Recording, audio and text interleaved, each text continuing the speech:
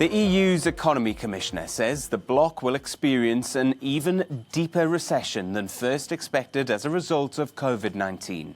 Paolo Gentiloni says the economic fallout from the pandemic is predicted to cause the euro area's economy to contract by 8.7% this year. That's more than what was previously estimated in April. The outlook has worsened over the last 2 months, even though countries within the bloc have taken steps to reopen economies. Our summer forecast shows, first of all, that the road to recovery is still paved with uncertainty. The pandemic has hit the European economy harder than previously expected, even if a cautious rebound is now beginning. Let's cross straight over to Brussels, where we can speak to our reporter Brian Carter. Brian, why has the EU been forced to slash its predictions between spring and summer?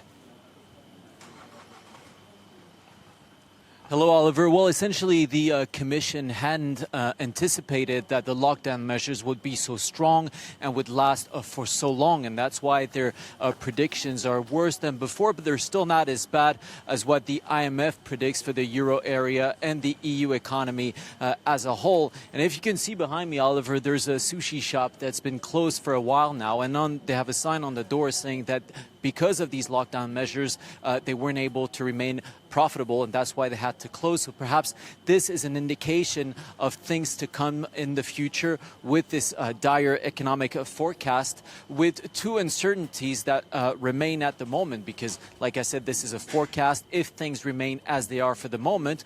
But there are two uncertainties. First, we don't know if there will be eventually a second wave of infections, which will bring new lockdown measures, which will affect the economy further. And of course, there's still the issue of a Brexit. We still don't know what kind of deal the EU and the UK will be able to have on their trade relationship. And of course, this will affect the economy as well.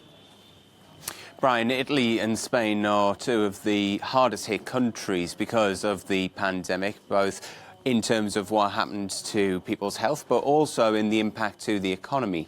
Do today's estimates put even more pressure on EU leaders to agree to this recovery fund when they meet later this month?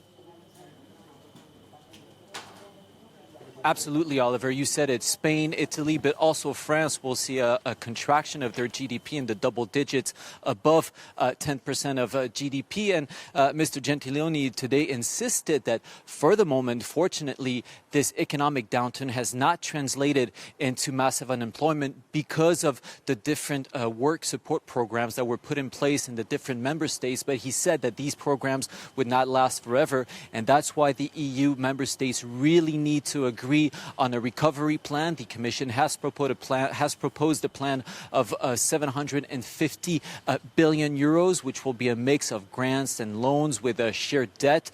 But this is a red line for some countries, and that's why the EU leaders will meet here next week to try to find an agreement, because there's a lot of money involved, and they will meet next week here in Brussels for the EU summit.